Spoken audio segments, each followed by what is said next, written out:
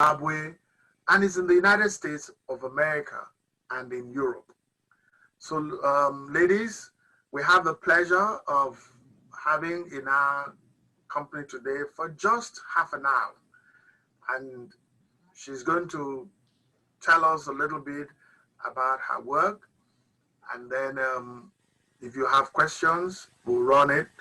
And that will be the segment with her. And then I will take you through what we have. I'm going to play a clip that is 8 minutes on what is culture. And after that, I'll take you through some of the questions we have. And that will be our class for today. So, Barbara, over to you. Oh, Kuli, thank you. It's such an honor to be talking to all of you in Florida. And it's really an honor, and it's fun for me, actually, because I actually wrote that article while I was in Houston. And I just thought, rather than give you an academic talk, I just talk to you about what inspired that article, where we are now, what is Ubuntu like in South Africa these days, and what am I seeing about the potential for Ubuntu in our weird and wonderful world. So I just thought I'd let you know that that article was inspired by the aftermath of the election when Bush beat Gore on a technicality. Now, I don't know whether any of you were born yet, but what was happening is that election was so close. And watching television in Houston, I was just horrified by the outrage, particularly in the African American community. And you know, all of us have this inner dialogue going on. And watching this and watching how inadequate Bush's communication with Gore was. He literally just went and shook hands for 10 minutes. And I just saw this election that created havoc. And my inner dialogue was, wow, what might happen if people in America or its leaders could be informed by Ubuntu? And I was going to write an article really with an imaginary circle of African advisors speaking to Bush, but I kind of gave that up. And I thought, let me rather just write about my understanding of Ubuntu as a person living in America. I must say that I'm actually born in Zimbabwe, but I've lived most of my life in South Africa. I speak Shona on the street. I've been to Kenya once, and so I can say a few words in Swahili. But I think I can just say,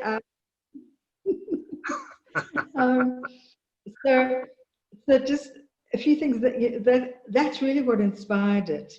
What preceded the article was the fact that I had actually studied creative arts therapy in Philadelphia, and I had done a thesis that looked at the role of African music and dance in indigenous culture, particularly in Zimbabwe. And I'm glad that Kole will be talking about culture later, because it was really through understanding the role of music and dance in African culture that Ubuntu came to make so much sense to me. And so I went on after that thesis that I wrote for my master's to actually work at a business school in Johannesburg. In 1994, which was the year Mandela came to power, the head of the Wits Business School in Johannesburg said there's been political transformation in South Africa. The ANC has a majority, but corporate culture is really Eurocentric. And this is a visionary man who said, look, we need to go back to the basic question, what is African culture? How and why is it relevant to management? And Professor Benedel's response is typical of the kinds of visionary and creative South Africans that I have seen. So imagine he raised money from 6 companies to just answer the question, what is African culture, and how practically can we really make it alive and real in a very white and Eurocentric corporate culture. So I learned about Ubuntu during 4 years of working as a researcher and writer at that university, and it was an easy leap to go from what I understood about the collective sort of ethos of indigenous culture and how that translated into Ubuntu.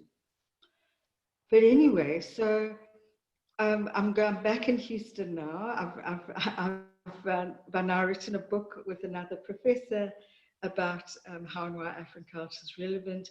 And I'm thinking about African leadership and African values when I'm witnessing this outrageous behavior of Gore. But when I wrote it, I started writing it in 2001, only published it in 2003. And this was the early days of South Africa. And Ubuntu was, at that time, an incredibly popular concept. There were various people writing about it. And as you saw in the article, it was enshrined in the Constitution.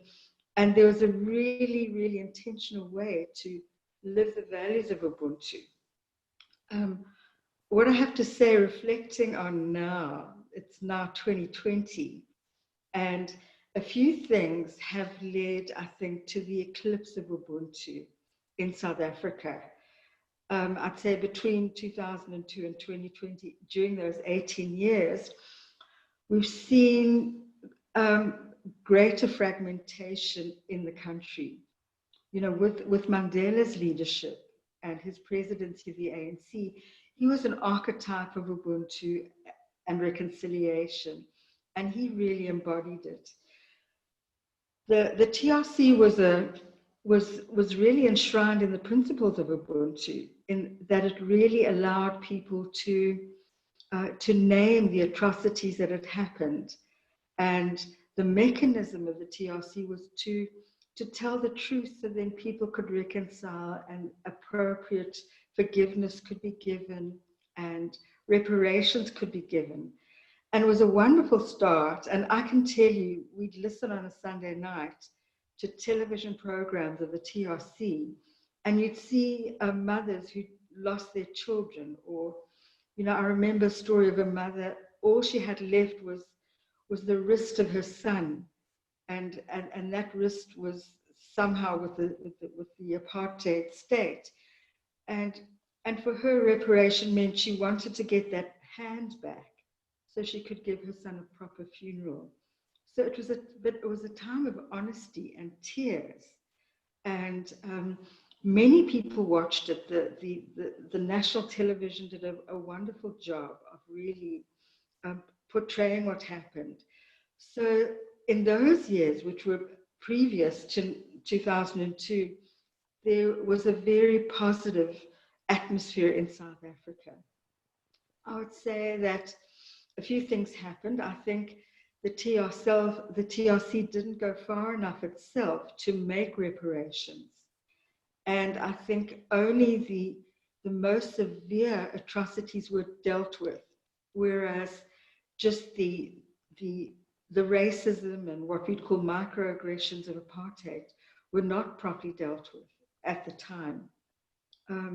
So I think that there's also a failure on the part of a lot of the white community to respond to the very generous context that was laid by Mandela and the ANC.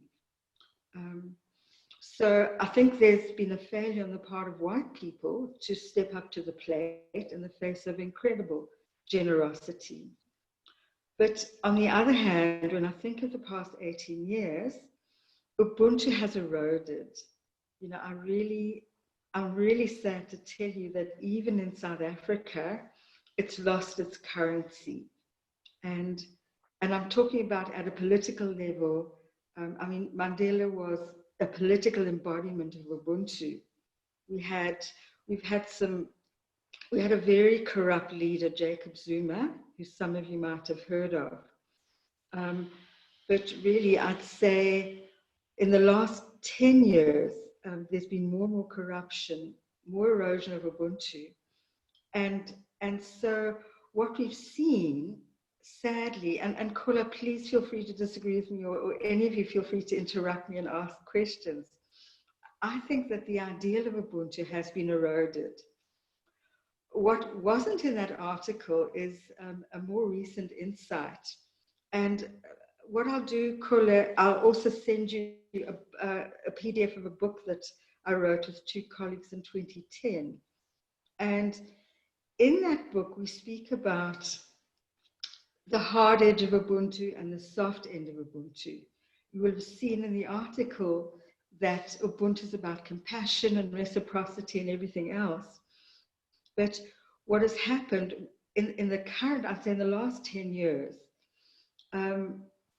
the soft part of Ubuntu has been misused, so that when a minister is corrupt and fails to deliver, Ubuntu also has a hard edge.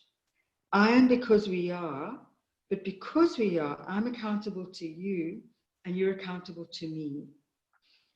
And so what would happen is that instead of a minister being disciplined, there'd be all kinds of letting that minister get away with, terrible corruption.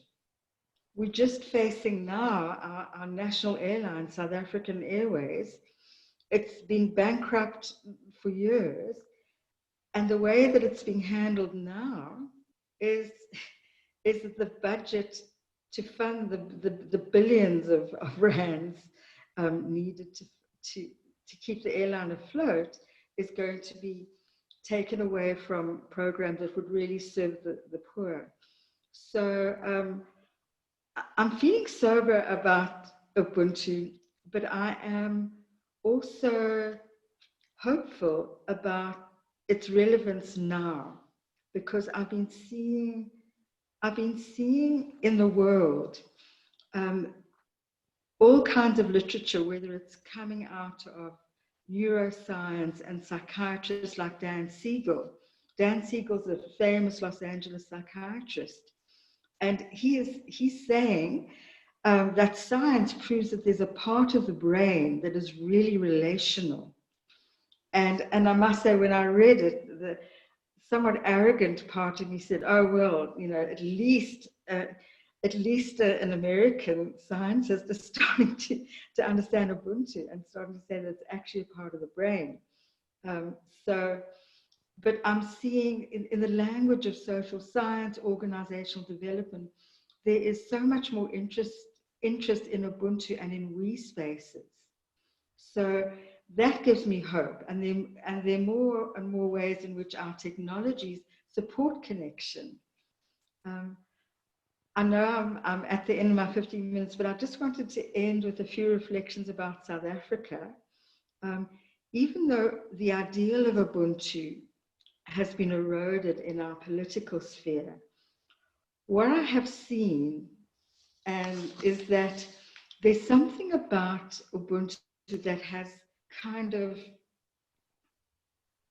by osmosis entered into the sort of social space. So, I mean, I'm a US citizen. I lived in America 14 years. I have the right to live in America, but I live in South Africa by choice, because I find on an everyday level, there is a sort of cordiality and a kindness and a generosity of spirit that I feel in a simple act of, going to a movie or going to a store, and your interaction with the cashier and interaction with other people. So, and particularly I speak as someone who grew up in Zimbabwe. Zimbabwe was 97% African and just a tiny, maybe 95% African at the time that I was born, and 5% white. But Zimbabwe was colonized by the British. South Africa was colonized by both the British and the Afrikaners. And I've got a theory about what I would call cultural chemistry. In Zimbabwe, There's something about the English, and I hope none of you are Anglophiles. There's something about that the English and the Shona chemistry. Shona is the dominant tribal group in Zimbabwe, the ethnic group, and they both share the propensity to be polite on the surface and put under the carpet anything nasty or uncomfortable. So conflict was never really dealt with. South Africa is different. The many African groups in South Africa are Nguni, and the characteristic, if one can generalize about Nguni people, much more direct, much more direct. And the same with Afrikaners who come from Holland. So that the cultural chemistry was that you had an atmosphere of real directness. Zimbabwe didn't have apartheid, and we didn't have laws preventing, I mean, South Africa had an Immorality Act where you could not sleep with someone from another race. Zimbabwe never had that.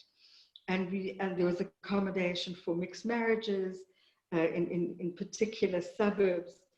So it was always sort of on the surface kinda, but not as direct.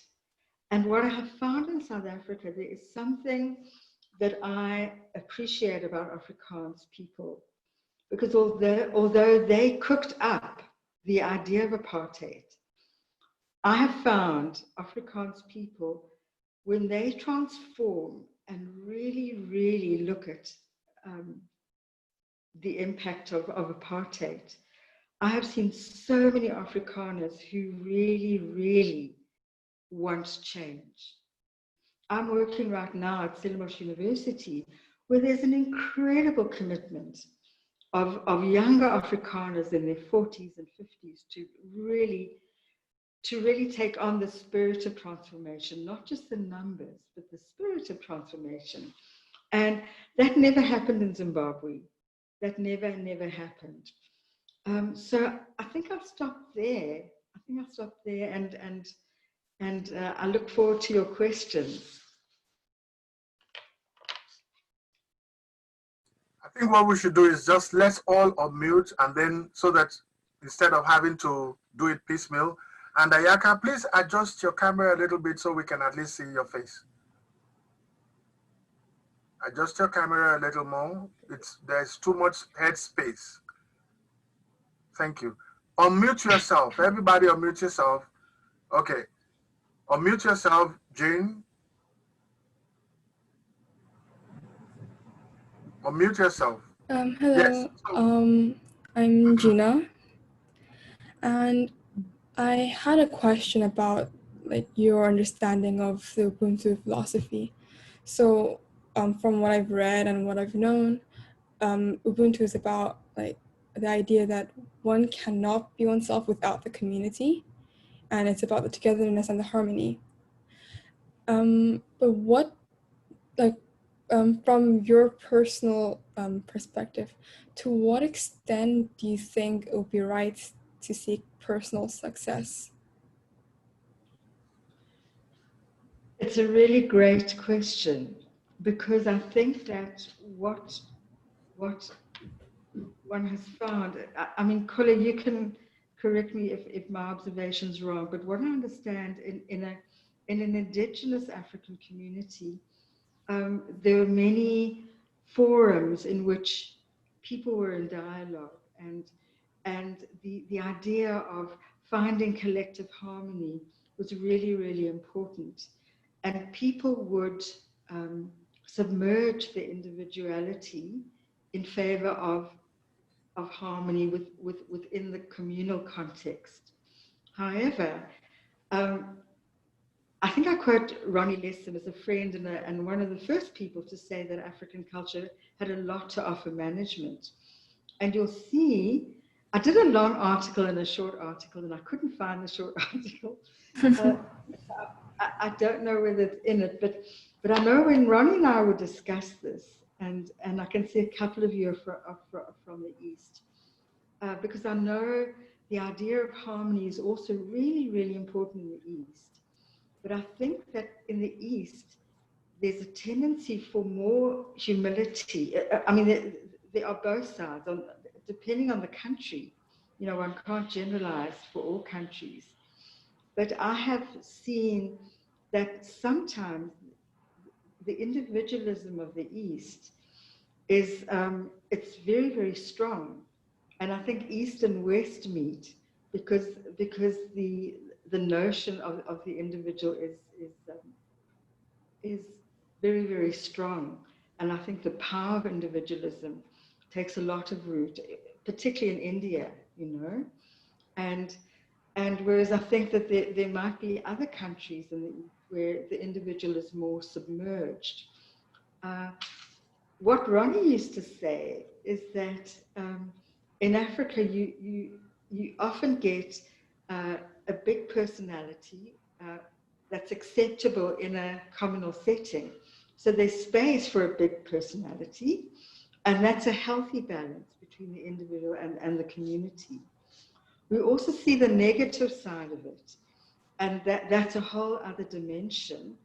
Some African societies are very patriarchal, and I'm sure you'll have ideas, but in all too often, the democratic structures and ethos and political culture has not taken powerful root. I speak mostly for Zimbabwe and South Africa because there's a kind of big man thing going on. So I want to differentiate between the big man and the health of having a big personality accepted. So I'm thinking to one of the people I interviewed, this is Reverend Dandala, and in an interview with someone else, they were talking, and what I do find is that there's less competition.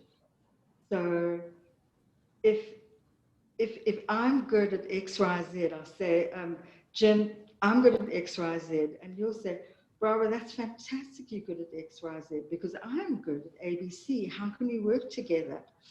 And what I really didn't like about working in America, I worked for the United Way of Houston for a couple of years, and it was my first job out of college. And what I really didn't like was the sense of competitiveness. If I came up with a good idea, I felt like eyes drilling into me, and one of my peers just hating me for having a good idea. And it was the opposite working in Zimbabwe, where if I had a good idea, people would affirm me for my good idea and say, well, let's work together. How can we pool our energy for the good of the team? So it's a long answer, but I hope I've answered your question. And I love your on the differences between the kind of communal ethos I've described through Ubuntu and the Chinese or Japanese version of it. Next question. I would like to ask more about your TED Talks, and if you were like speaking mostly about Ubuntu as a topic, like as a whole, or if it was like speaking within the different areas that you went to. You know, my first Ubuntu talk was years ago. I'd say about 8 years ago, and it was the first TED series in Stellenbosch, which is this university town, and the clip wasn't very well filmed, so forgive us for that. But actually, the main thing I remember about that clip was I've always, even though I talk more soberly about Ubuntu, I've always been an advocate. I'm an Africanist, and I really think Africa has many gifts to give the world, and I really wish that that gift could be given and could be received.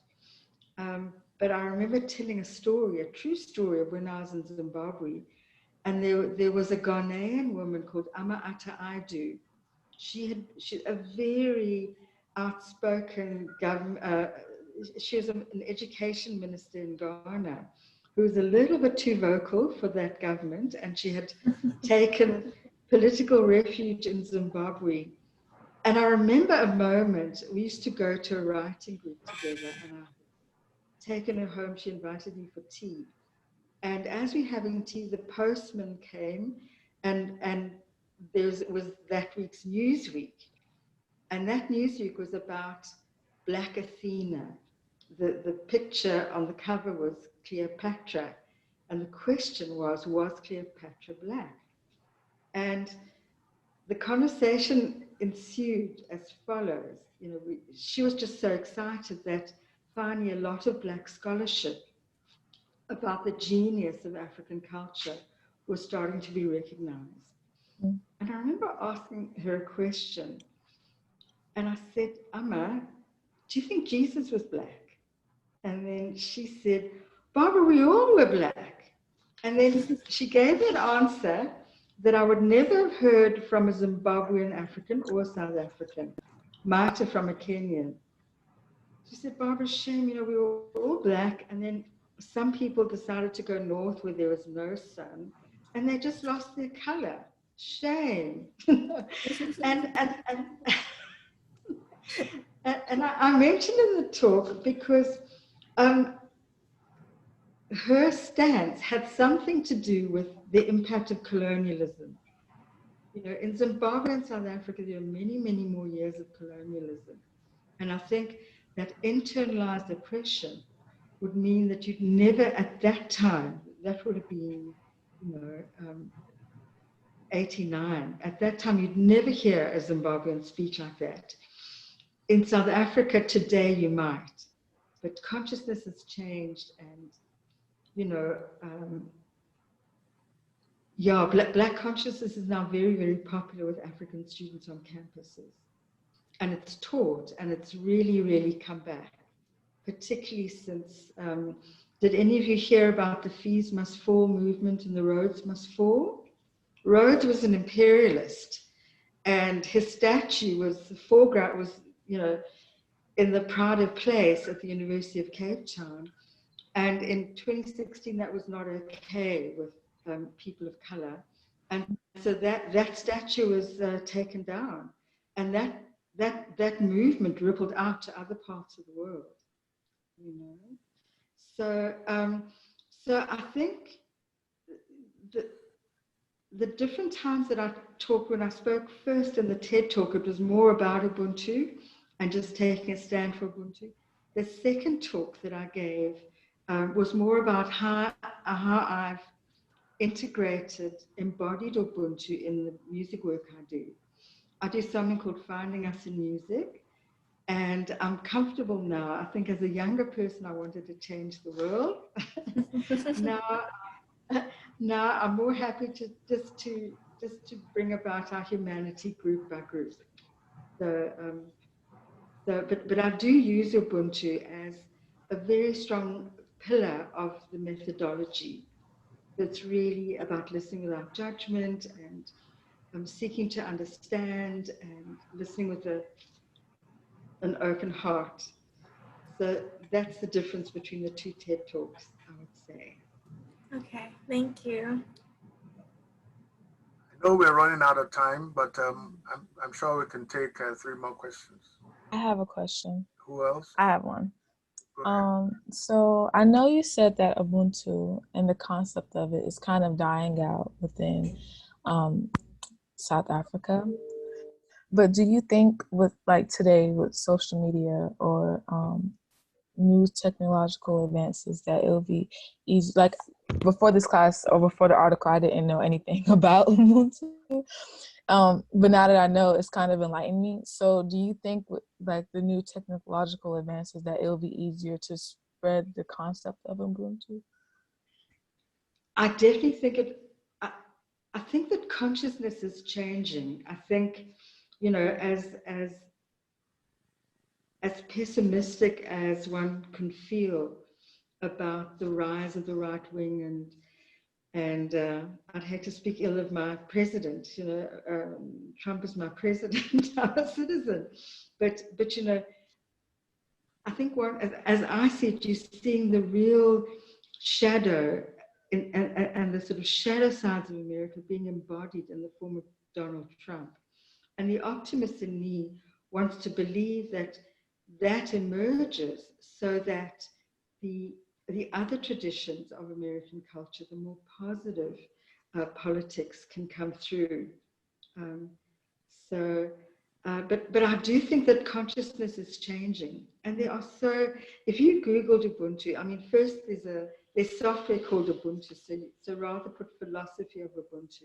Mm-hmm. It's really spread in the world, far and wide, you know, and so I think globally there's much more interest in Ubuntu as a concept than 20 years ago.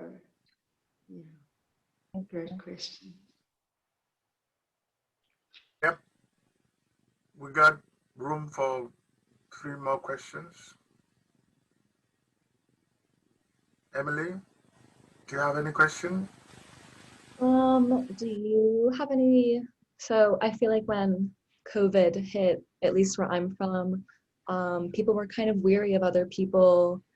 Just like, I felt a change in personalities. Do you think that happened in Africa, or were people more, I don't know? I think what COVID revealed, not only in South Africa but worldwide, was the incredible inequality. And I think sadly what the new government here, the ANC government, has not delivered on adequate housing. So when I drive from Stellenbosch to Cape Town, my heart breaks. I pass, you know, we call them townships or high density areas. And you will see shacks, and attached to the shack is a cable dish. So you'll have a shack that can burn down easily and a cable dish. And there'll be 5 people living in a shack. And the shack is like a studio apartment, a small studio apartment. So you can't do social distancing there. So I think it brought out the worst of our inequality, but it also brought out the best of the Ubuntu spirit across the nation. So, for example, there are wealthy communities in Cape Town who are partnering with poorer communities. And so you see real relationships happening.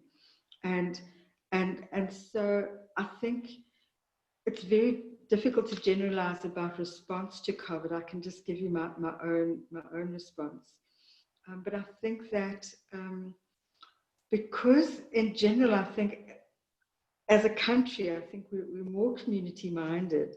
And I think even though the TRC failed and didn't go as far as it could have been, and even though Ubuntu has failed to some degree in the political culture, I think that the impact of Mandela's leadership and the fact that they were in one of the, I think I write about many Mandelas. There were lots of people who were on Robben Island with Mandela who came out with a similar generous attitude. And I think that spirit is in South Africa. I know South Africa is very popular with African Americans. I can tell you in Johannesburg, in the early 2000s, there were about 20,000 African Americans who had chosen Johannesburg as a place to live, because it's a very, you know, despite everything, and despite my criticism of the ANC, there's really been a lot of effort given to honor different languages. We have 11 official languages here. And so, you know, I wish there was a longer time to talk, because there are many layers and facets to this, you know? But I'm well aware you have more time, more of your class to cover. And I want to thank you, Colette, just for this opportunity and for your questions. Well, before you go, I just want to be sure that Katrina and Ayaka are giving up the opportunity to ask questions on their own free will. But if you have any question, you can slip it in very quickly before she goes. Yeah, I just wanted to know if you think that if it wasn't for Mandela, that Ubuntu would have been able to like flourish the way that it did. Like if he was not to have come into power, do you think it ever would have been able to grow? From what I understand, I think it wasn't just Mandela. There were so many forces that led to Ubuntu becoming a powerful force in South African history. You know, so the person who defended Mandela in the Rivonia trial, George Bizos, he was a Greek guy, a Greek man who fled sort of Nazi Europe, and he was an advocate, and he fought for Mandela and all the trialists, and he did something amazing. I mean, Mandela and the rest of the people in the Rivonia trial really could have got a death sentence. So George Bizos was not only a real advocate for justice based on his own negative experiences in Europe, but he did something unusual. He said to Mandela, I'm going to give your defense, but I'm going to ask the judge if you can say your own words. And I think it's in the movie and where Mandela gave his own words. Something about he's not going to tolerate racism of any sort. The principle he'll live for and he's willing to die for. So there were amazing people, and that's been the sort of melting pot that South Africa is. There were people like Gandhi. You know, Gandhi lived in South Africa for a while and really built the consciousness of many, many Indians, even though Indians are only 3% of the population in South Africa now. The role of Indian people in what was called a broad church movement. I mean, if you think about the ANC struggle was a very long struggle, but as early as 1963, when the Freedom Charter was written in South Africa, even then the principle of Ubuntu was enshrined. And even at that time, I think the white population was 16 or 18%. But the ANC, and this is in the middle of apartheid, at Kliptown signed a declaration, South Africa belongs to all who live in it. I mean, you couldn't get more Ubuntu than that.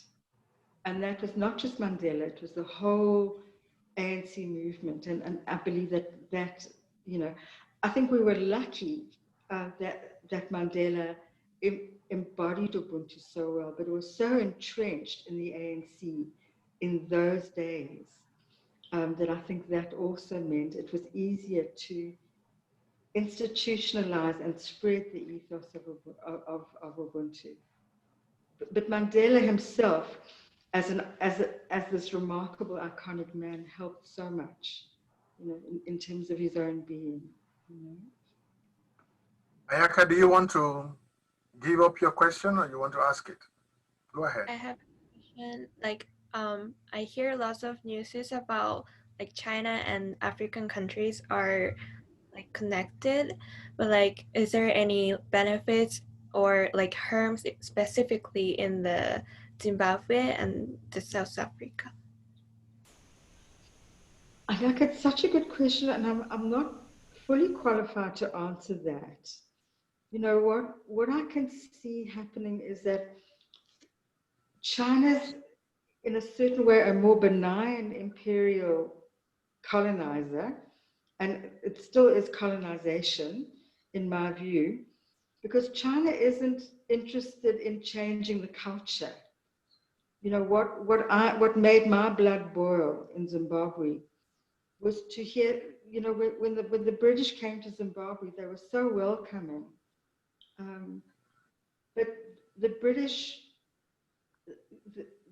colonization was accompanied by Christianity. And, you know, to me, if a colonizer says there's something not okay about your spirituality, that's completely unacceptable to me. And I think that also is a difference between the kind of colonization that happened in Zimbabwe and South Africa, and then India is the country I can compare it to.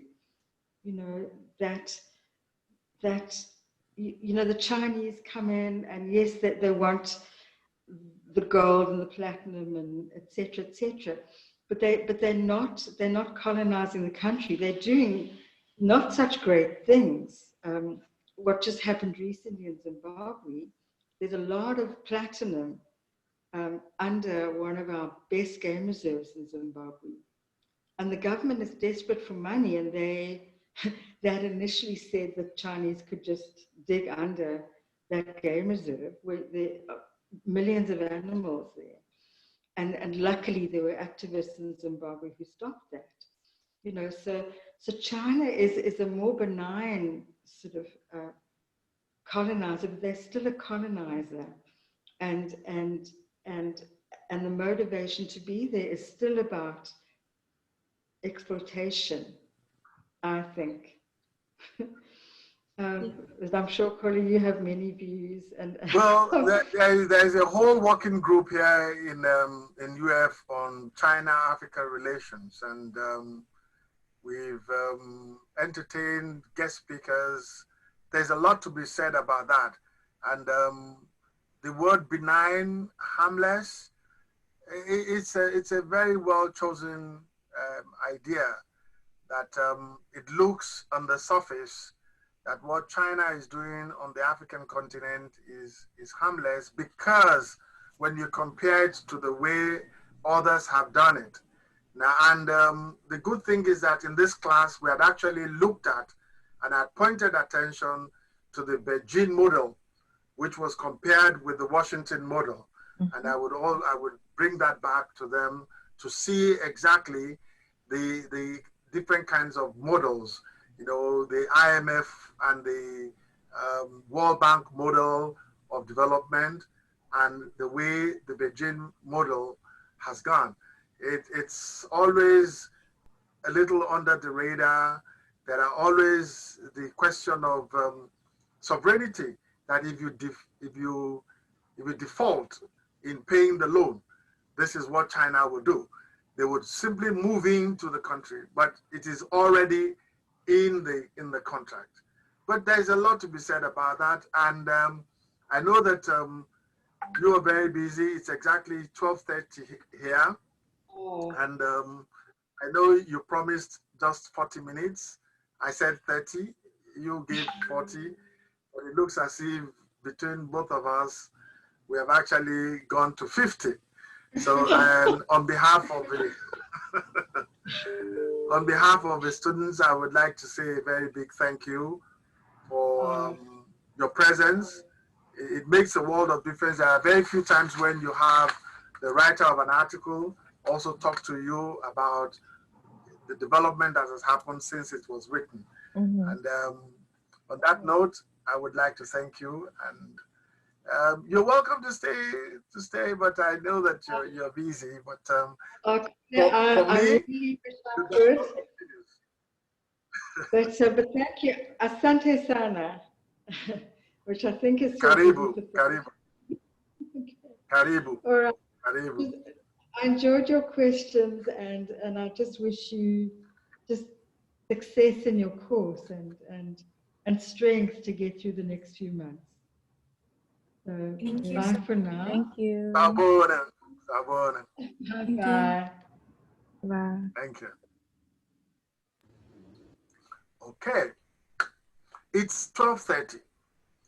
Usually, listening to you all ask questions, listening to her, I thought the best thing to do would be 1, 2, 3, 4, 5, 6. Okay, I'm going to put you in breakout sessions. There will be 3 of you in it. And what you're going to do in the breakout session in the next 30 minutes is to capture the essence of what you said and what you have read. How do they all play together? Now, I need to point attention to something very interesting. This is 5 pages, you know, and in the 5 pages, you are not only listening to her voice, she brings in Mandela, she brings in Ali Mazrui. It is the same thing that I was expecting for your reaction paper. If you're writing a reaction paper, you cannot be just your own voice alone. What is the author saying? She didn't just paraphrase that Mandela said this. She extensively quoted what Mandela said.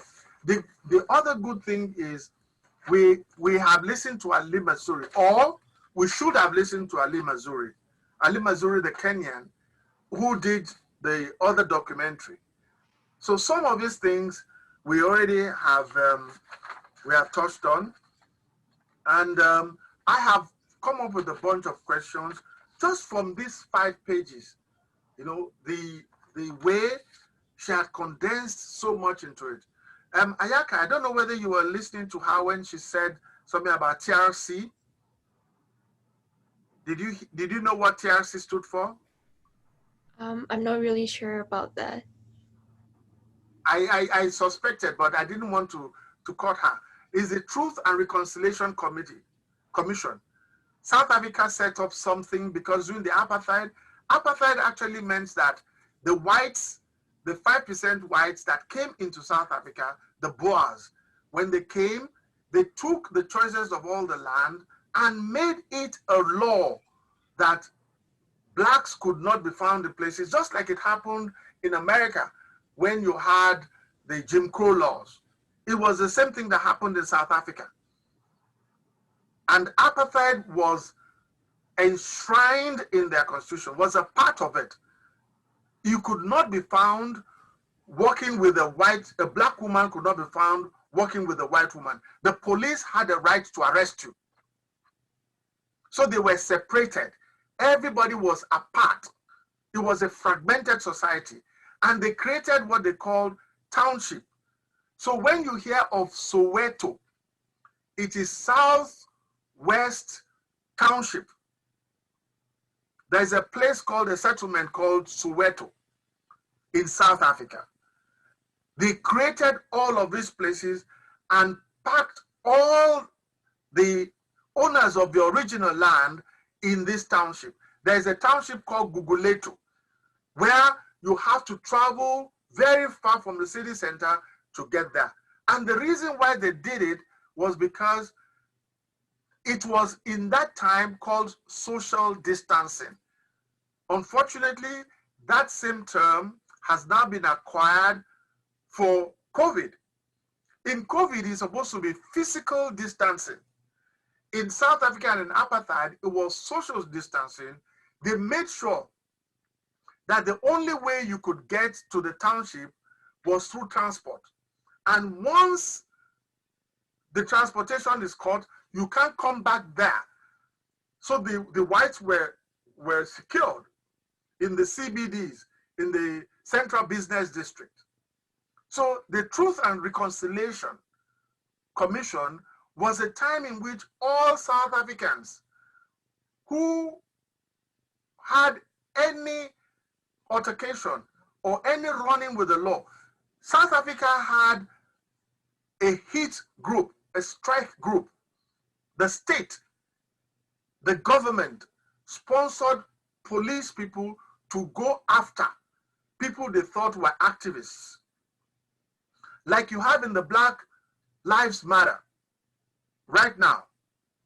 The government of America through the CIA and the FBI, they monitor the phone and all of the Black Lives Matter people.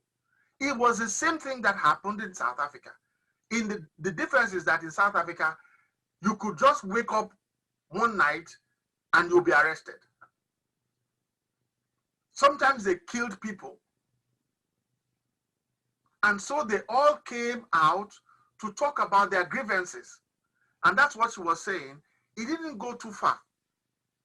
There were no reparation. What is reparation? It is a word that comes from repair. Those who are grieved, those who lost families, those who lost land or houses or businesses were never compensated.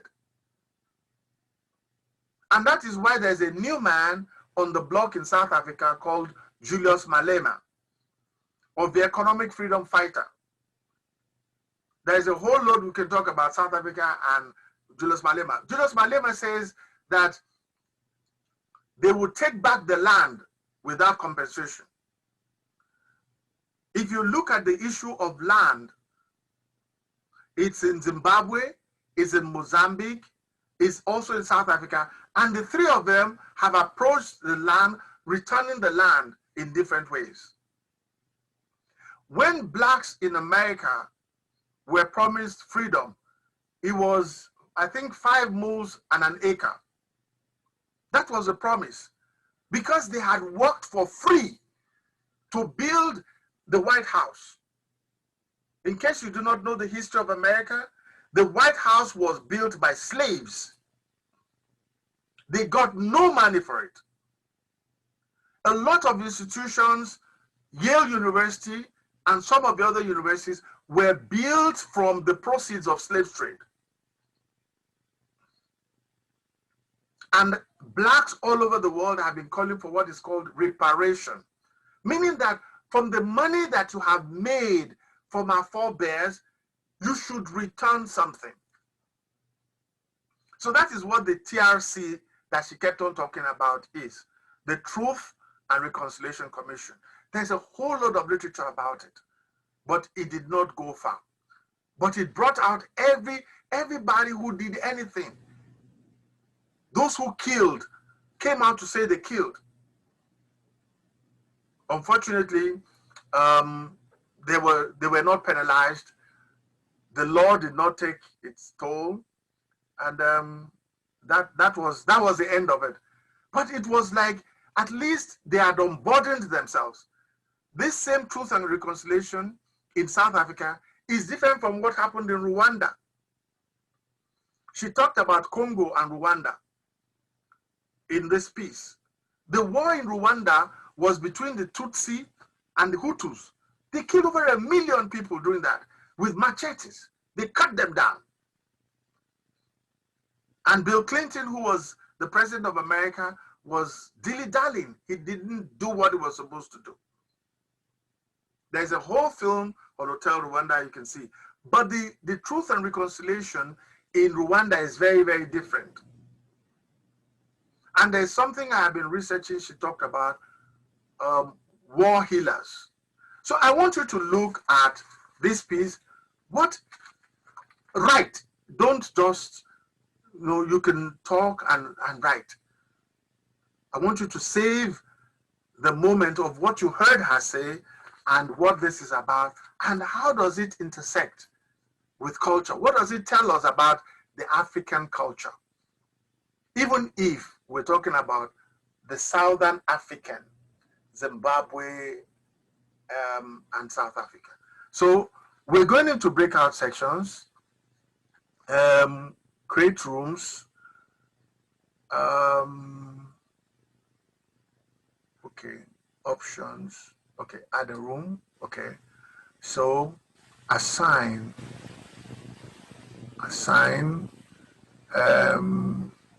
no, so, okay, good.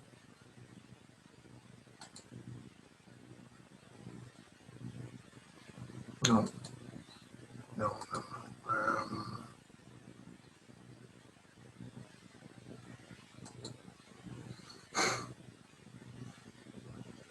Okay. Okay.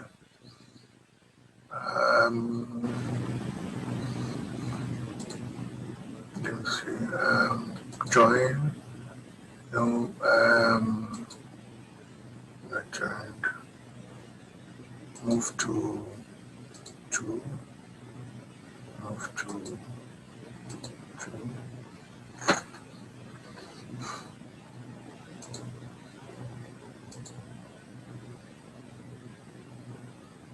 Okay.